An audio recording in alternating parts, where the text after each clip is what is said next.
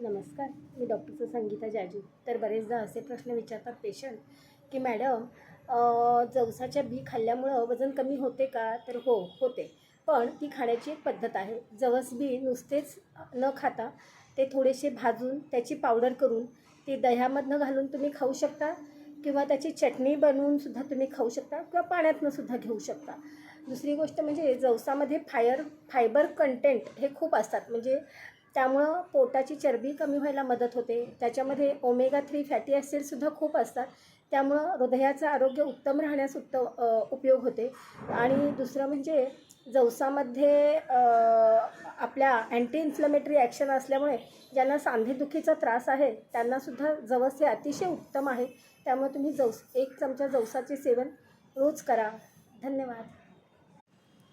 नमस्कार.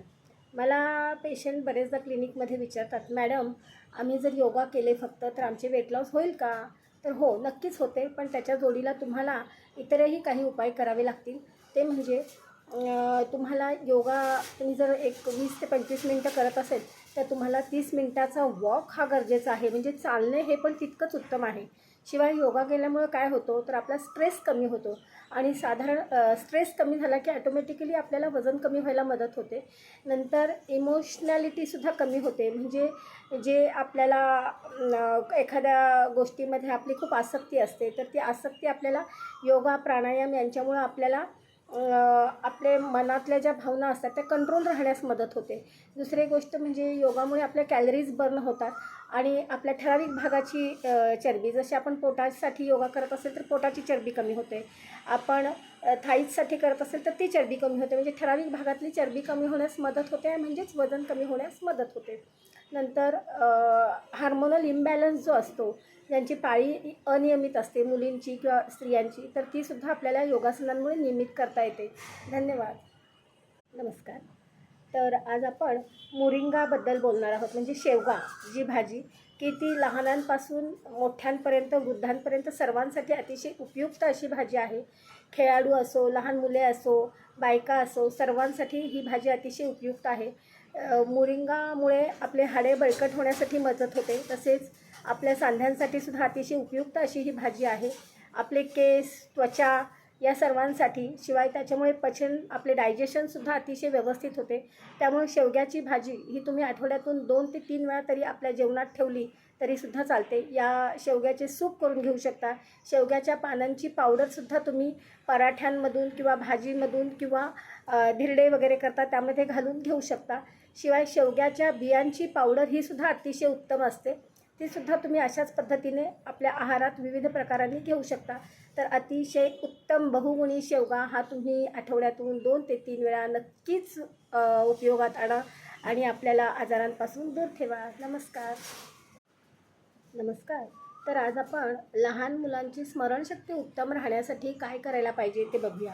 बरेचदा लहान मुलांना शाळेमध्ये वाचलेले लक्षात राहत नाही. 2, 3, 4 वेळा वाचले तरी लक्षात राहत नाही. तर त्यांच्या आहारात काही बदल करणे आपल्याला गरजेचे आहे. तर मुलांना डब्यामध्ये आठवड्यातनं 2 ते 3 वेळा तरी पालेभाजीही तुम्ही द्यायची.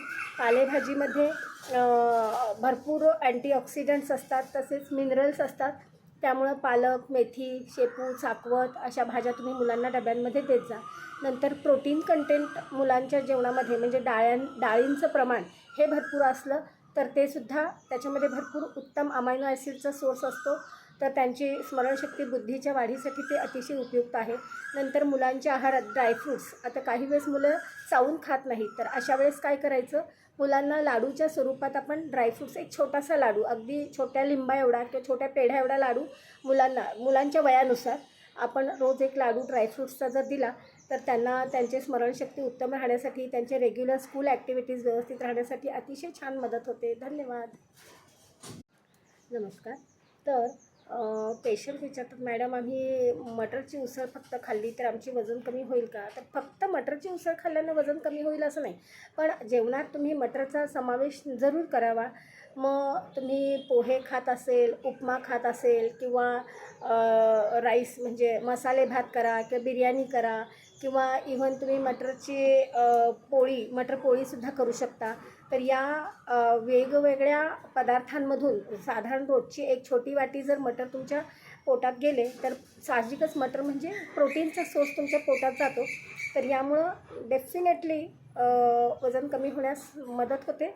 पण त्या जोडीला तुम्हाला तुमचा व्यायाम, चालणं, सूर्यनमस्कार, वॉकिंग, योगा हे सुद्धा कमीत कमी 40 ते 45 मिनटं रोज व्हायला पाहिजे.